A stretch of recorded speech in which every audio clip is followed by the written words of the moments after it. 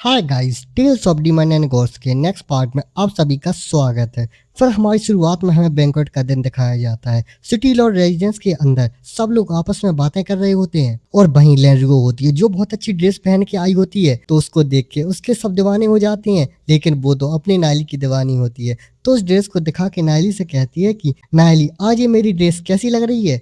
तो भाई नायली लेंड्रिगो को देख के ही वहां से जाते हुए कहता है कि इससे मेरा क्या लेना देना है, तुम मेरे पीछे क्यों आ रही हो। और फिर कहता है कि मेरा मतलब है कि मिस लेंड्रिगो अब बार बार मुझे परेशान क्यों कर रही हैं। और अपने कपड़े दिखाते हुए कहता है कि जरा ये मेरे फटे पुराने कपड़े तो देखो, इन्हें देख के एक नजर में पता चल जाता है कि मैं एक गरीब हूँ। तो लेंड्रिगो कहती है कि मैं मानती हूँ कि तुम बाहर से बिल्कुल आम इंसान जैसे दिखती हो, लेकिन जैसे ही मैंने तुम्हारी आंखों में देखा मुझे समझ आ गया कि तुम एक अच्छे इंसान हो। उसके बारे में सोच के कहती हैं कि और फिर ग्लोरी सिटी में ऐसा कौन है जो तुम्हें नीचा समझने की हिम्मत करेगा। तुम उन बनावटी लड़कों जैसे नहीं हो जो मधुमक्खियों की तरह हर समय लड़कियों के आसपास मंडराते रहते हैं। और ये सुन के वो लड़के भी परेशान होकर अजीब सा फेस बनाने लगते हैं। और लेंड्रिगो कहती है कि मुझ पर भरोसा करो, मैं लोगों को पहचानने में काफी अच्छी हूँ। और इतना कह के जब वो सामने देखती है तो नायली वहां से गायब हो गया होता है। तो ये देख के वो भी थोड़ी देर के लिए कुछ नहीं कह पाती है। और वहीं बाकी सर्वेंट्स खाने की तैयारी कर रहे होते हैं। फिर हमें जॉन को दिखाया जाता है जो कहीं जा रही होती है और कहती है कि फादर ने तुम्हें मुझे यहाँ लाने के लिए कहा था, हम रेजिडेंस के सीक्रेट रूम में क्यों हैं।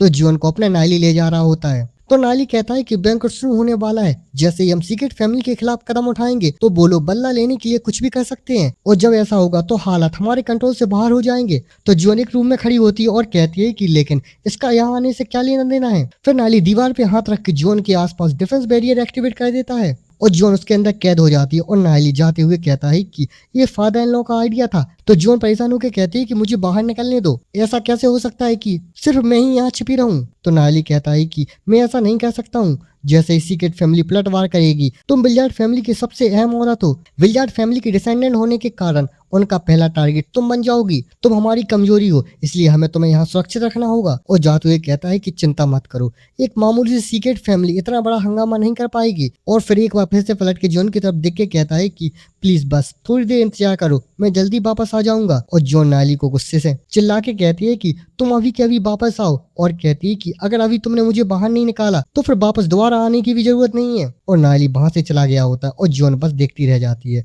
और अपने पैर जमीन पर पटकते हुए सोचती है कि मैं इतनी आसानी से नायली के जाल में कैसे फंस गई, अब तो मैं बाहर भी नहीं निकल सकती हूँ। और सोचती है कि इस बैरियर को तोड़ने का कोई तरीका नहीं है, ये 3 दिन बाद ही अपने आप खुलेगा। लेकिन फाइट तो आज रात ही शुरू होने वाली है, अगर फादर या नायली को कुछ हो गया तो। और रोते हुए कहती है कि प्लीज तुम सुरक्षित वापस आना। फिर बैंक्वेट के अंदर किसी के हंसने की आवाज आती है और लोग आपस में बातें कर रहे होते हैं। और वहीं नायली के सामने एक टेबल पर 2 लोग बैठे होते हैं, एक विलियर्ड फैमिली का तीसरा सबसे पावरफुल एक्सपर्ट लॉर्ड एसू और उनके बगल में विलियर्ड फैमिली का चौथा सबसे ताकतवर एक्सपर्ट लॉर्ड एसुओ। ये दोनों बैठे होते हैं और ये लॉर्ड एसू के भाई होते हैं। इन दोनों के नाम बहुत कॉमन है तो कंफ्यूज मत होना, वो लॉर्ड एसू है और ये लॉर्ड एसुओ है। तो नायली लॉर्ड एसुओ को देख के कहता है कि सर, क्या हम पहले कहीं मिले हैं। और सोचता है कि अजीब है, मुझे तो याद नहीं आ रहा है कि मैंने इन्हें कभी पहले देखा हो। तो लॉर्ड एसुओ कहते हैं कि हो, मैं तुम्हारे बारे में सब जानता हूँ। तो फिर लॉर्ड एसू नायली को बताते हैं कि ये लॉर्ड एसुओ हैं, कवर्ट यूनिट के लीडर। और लॉर्ड एसुओ कहते हैं कि मैं काफी समय से तुम पर नजर रख रहा हूँ, मैंने कभी नहीं सोचा था कि तुम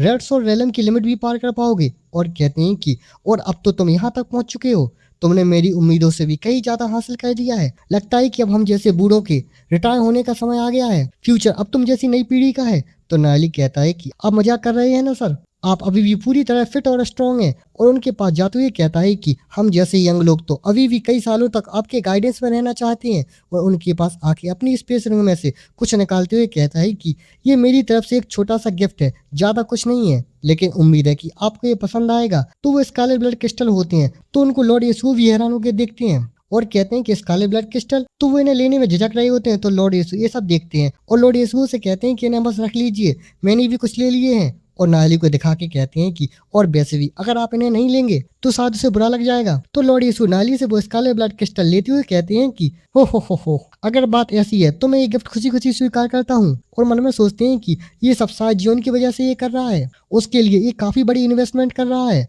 और ये सैनो एक जगह बैठ के सबको देख रहा होता है और बाकी लोगों को देख के सोचता है कि सभी फैमिलीज के एक्सपर्ट्स यहाँ आ चुके हैं, सबको उनकी तय की हुई सीटों पर बिठाया गया है। तो फिर बिलियर्ड फैमिली का क्या प्लान है।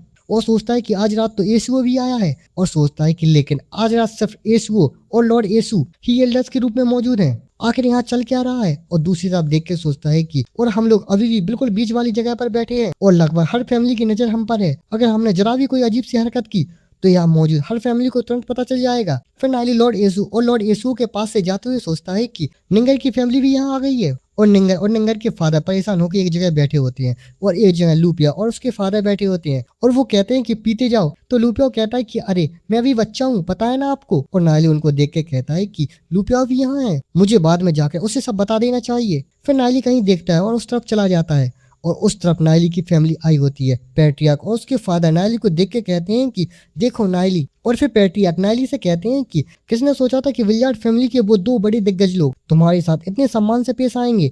और फादर कहते हैं कि क्या ये सच है कि सिटी लॉर्ड तुम्हारे फादर इन लॉ हैं। और हंसते हुए कहते हैं कि ही। तो फिर क्या हम सिटी लॉर्ड के रिश्तेदार हुए। और हंसने लगते हैं ही। फिर नायली कहता है कि फैमिली हेड ग्रैंड एल्डर आज रात कुछ बड़ा होने वाला है, तो जब वो समय आए तो प्लीज फैमिली के सभी लोगों का ध्यान रखिएगा। तो पैटिया कहते हैं कि जैसा मैंने सोचा था ये बैंक्वेट उतना सिंपल नहीं है जितना दिख रहा है। और ग्रैंड एल्डर कहते हैं कि इसे हम पर छोड़ दो। फिर नायली डुआनजियान से कहता है कि डुआनजियान तुम मेरे साथ आओ। तो डुआनजियान कहता है कि ओके। फिर डुआनजियान और नायली कहीं जा रहे होते हैं और नायली डुआनजियान को बता रहा होता है कि जैसे ही फाइटिंग शुरू हो मैं चाहता हूँ कि तुम उस सैनोंग पर नजर रखो। भले ही तुम उसे हरा ना सको लेकिन इतना जरूर करना कि वो तुम्हारे साथ उलझा रहे और कुछ ना कर पाए। तो डुआनजियान कहता है कि ओके समझ गया। और उस तरफ सैनोंग को ढूंढते हुए कहता है कि सैनोंग हाँ इनमें से वो कौन है। और नायली उसको बताता है कि वो है। और डुआनजियान सैनोंग को देख रहा होता है। उस सैनोंग डुआनजियान को देख के सोचता है कि और वो पंखों वाला लड़का हमेशा अपने डीमन स्पिरिट में ट्रांसफॉर्म होके ही क्यों घूम रहा है। अब इसको पता ही नहीं है कि डुआनजियान के कि वो उसके ही पंख हैं। उसके पास तो अभी कोई डीमन स्पिरिट ही नहीं है।